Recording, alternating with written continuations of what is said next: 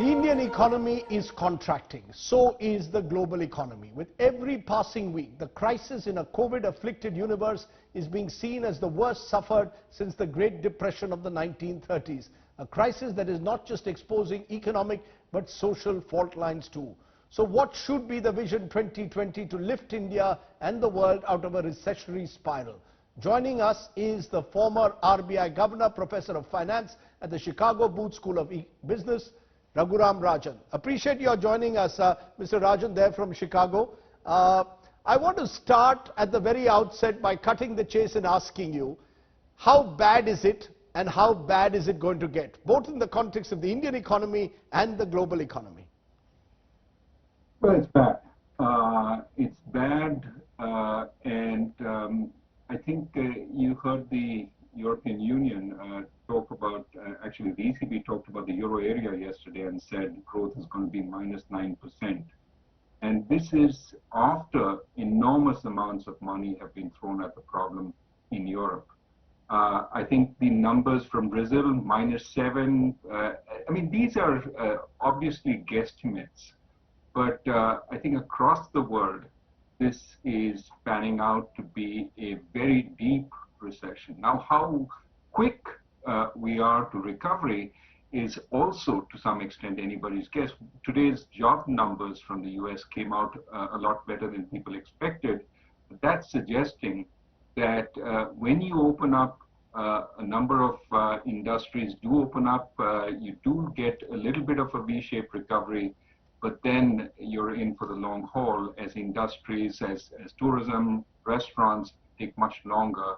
And so we probably have a combination of a V and a U-shaped recovery in place. You know, you said that across the world, countries are suffering now from recession in a way, and the numbers are looking terrible. These are guesstimates. In the Indian context, we've got most rating agencies suggesting that we could contract by 5% at the very least. Do you also fear the worst for the Indian economy in that sense, that you cannot rule out India going into a recessionary spiral over the medium to near term?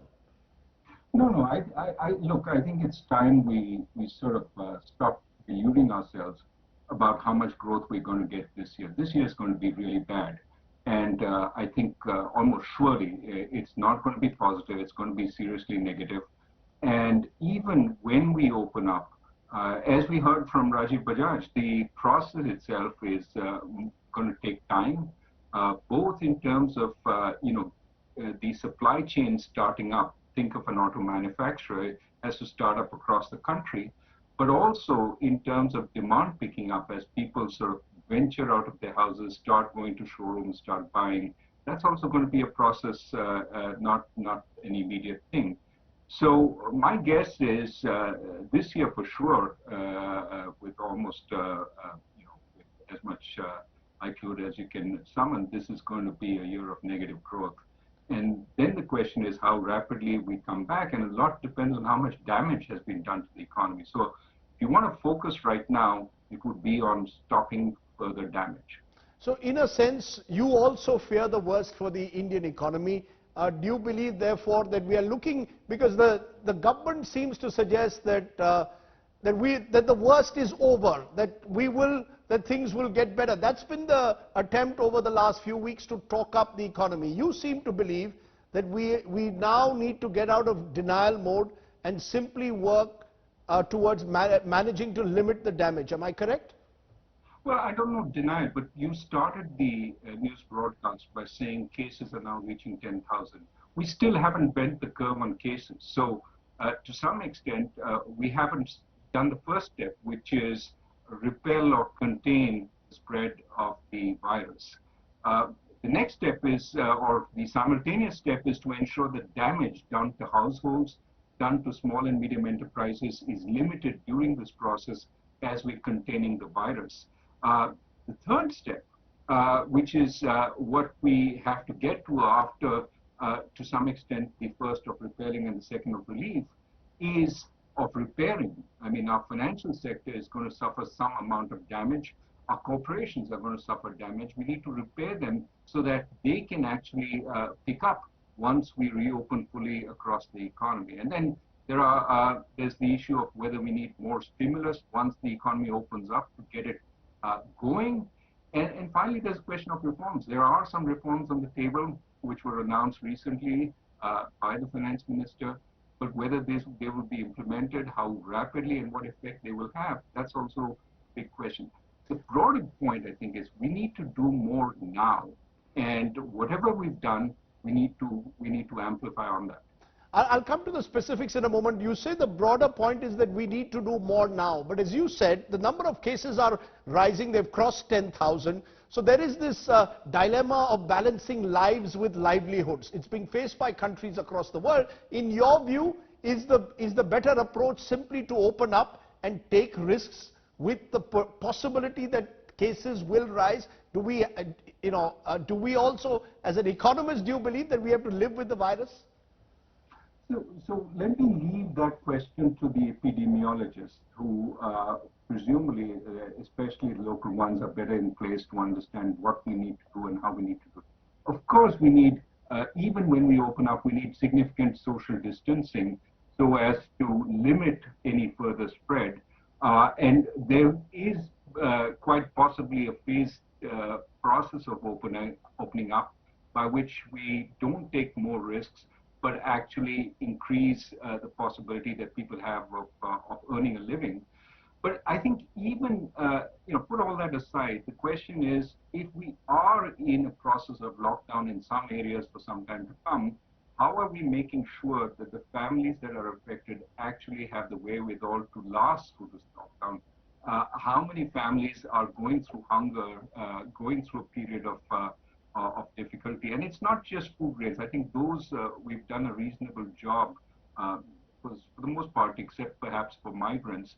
But it's an issue of what else do they need to live, including, for example, money to spend on various necessities. So on the one hand, we have to make sure that wherever the lockdown is still in place, and I would argue very much for decentralizing the decision on opening up, but wherever it is in place, we need to support the household. But we also need to support the small and medium firms, and even sometimes the large firms, which are undergoing a pretty dramatic upheaval as a result of the virus.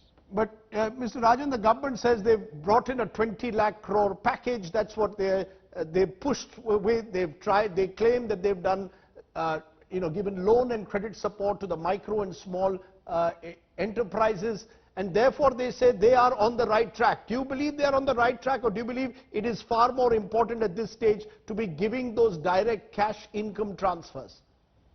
Well, I think you have to measure. So this is not something which is theoretical. This is not something which you announce and say, I've done my job. You have to measure what the effect on the ground is and whether it is doing what you imagined or you thought it would do.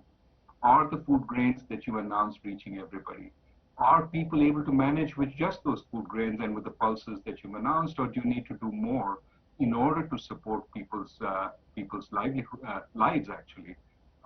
You don't want to give people the choice, stark choice between either dying of the virus or dying of starvation. And hopefully we don't get there, but that's what you want to avoid. But then, of the measures that you have announced, are they working? You've announced a measure to refinance loans to NBFCs. It was 50,000 crores. How much of that has been taken up? My guess, when I last looked, was a small fraction, 12,000 crores. So is it actually getting to where you thought it would get? Mm-hmm. Also, the measures that you have put in place, such as the 3 lakh crores, which I thought was the most generous aspect of the whole 20 lakh announcement, lakh crore announcement, that 3 lakh crores, is it done in a proper way? In other words, are the banks going to lend to the MSMEs only to have them pay back the previous loans that they owed the banks? Or is this going to be additional new money? What about MSMEs that haven't got any borrowing from the banks, that now need the money because they have been starved of funds and have had expenditures during this period of lockdown? What is going to help them? They may be the most viable MSMEs. So really what we need is not just the announcement, but also the follow-through on whether it's working. And I presume a lot of structures are in place, but we absolutely must make sure that if it's not working, we change in order to meet the reality on the ground. Because you've touched a critical button which a number of small businessmen are talking about. The fact is the banking sector has remained stressed even pre-COVID.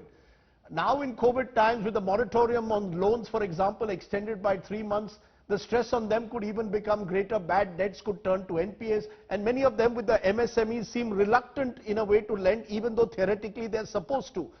Therefore, what do you suggest? What would you suggest as a former RBI governor in this instance that can ensure perhaps financial sector reforms, or do you do something in terms of monitoring the small MSMEs to ensure that they get the funds they so desperately need now? Right.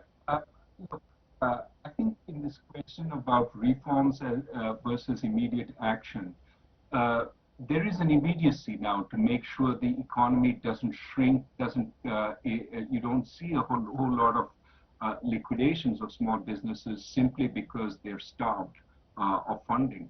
So I would emphasize the need to get relief to these entities sooner rather than later.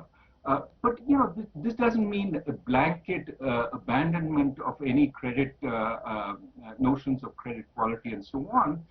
Certainly get it to the entities that are viable. And there are very many objective ways of looking at their viability. For example, have they been paying taxes or whatever, but that don't imply a huge amount of bureaucracy on top of the existing structures. We can be clever about relief. And given that we have limited resources, we have to be clever about the relief. But by all means, make sure the relief reaches now rather than in a hypothetical future when all is well. We're not going to reach that place if we don't provide the relief now. There is an immediacy to the relief.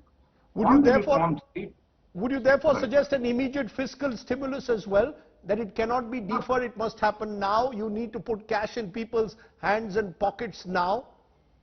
Well, I think at this point, when the lockdown is largely in place across the country, what is immediately needed in terms of cash is to help poorer households survive through this period without venturing out into the streets in a big way. So in that sense, I would say targeted relief, targeted cash transfers. Brazil is doing it in a big way, for example. Other countries are doing it. We need to think about that, especially if this lasts longer, given the mounting cases. Certainly, this is going to be the case in some areas. Because there are but I think... Yes, go ahead, sorry. Sorry, I was just saying that I think it would have been nice to have entered this with an economy which had brought down its NPAs, which had reformed its banking sector, all of things that have been emphasized. People have been saying this for the last 7, 8, 10 years, but we've entered this in a very bad situation with a huge fiscal deficit, with a financial sector in trouble. Remember, it was almost as we brought the lockdowns in, Yes Bank essentially had to be taken over. So we don't enter this in a good place, but there's no point crying over spilt milk. Mm-hmm. We need to do what is necessary in order to get the economy back on track, and that implies monitoring every day to see the measures that you have announced are working, and if necessary, announce more in order to make sure that our economy doesn't shrink just because of negligence. There are certain countries, you mentioned Brazil just now, but there are other countries like the United States, of course, which perhaps have a greater bandwidth when it comes to revenues and resources, that have done payroll transfers. There were some who thought maybe India could also do something in that direction. Do you believe that we are more constrained? Because pre-COVID, as I said, also the economy had begun to halt and stutter. So we do not have the same bandwidth that other countries have, countries with a much larger GDP, of course. We need to create bandwidth. And the way to create bandwidth is to make a convincing case to investors, to rating agencies, to anybody who's concerned, that we will have in place the institutional structure to get back to fiscal responsibility, but it is not the appropriate time to insist on absolute fiscal responsibility at this time. And we say, look, in order to keep the economy alive, to keep the economy going, we need to make some really important spending. So be careful on the spending by all means. And you talk about stimulus. Stimulus will be needed as we open up possibly. But be careful about how you do it. Make it in a targeted way. Don't spend any rupee more than you need to spend. But you do need to spend. And so say, okay, this year is going to be a disaster as far as the fiscal deficit goes. Don't worry. I will get back on track over the medium term. Here are 3 or 4 things I'm going to do to ensure I have fiscal responsibility and I don't keep, obfuscating. I'm going to come clean on the fiscal numbers, the true fiscal numbers. I'm going to stop hiding stuff here and there. I'm going to have a fiscal commission which ensures that over the medium term, we will get back on track. And here's a law I passed which says fiscal responsibility will be assured. Now, we've sort of had these laws in place. We've sort of fudged them, but we can put more meat. That will give us some fiscal space and say, look, okay, rating agencies will understand. And we need to explain, look, if I have a shrunken economy, it's not in the interest of investors, not in the interest of rating agencies, and certainly not in the interest of the country. We must spend where we must spend now. Because there's been the fear over the last few years that we've fudged numbers. And we've sort of, as I come back to it, talked up an economy which was faltering. Do you believe that the time has come to be far more transparent, particularly with numbers now? I think we have to convince everyone that we see the reality as it is. And part of that is coming clean on the numbers. But, I think the intent itself is enough. What are the structures you're going to put in place to come clean? And importantly, that will create some space saying, okay, these guys are really intent on coming back on the right path, but now they need to spend because that's what the economy needs. So some people say ignore the rating agencies.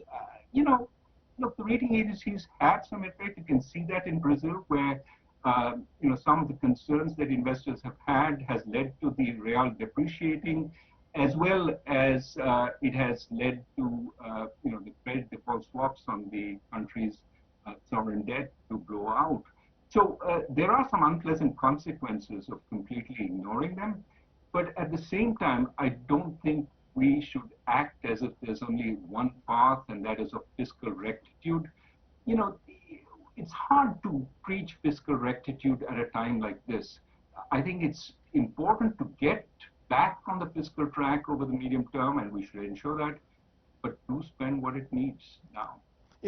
One of the worrying numbers, headline numbers, is the CMIE numbers on unemployment rate, the Center for Monitoring Indian Economy. Unemployment rate in May standing at 23.48, marginally lower from April, which was 23.52, urban, rural, both very high. Is that something that, one of the challenges surely now must be to create growth which drives jobs? Well, I think the unemployment numbers across the world, the true unemployment numbers are horrendous. In the US, it is approximately that level today. In Europe, it probably would be that if they didn't have ways of having firms hold on to people they didn't need.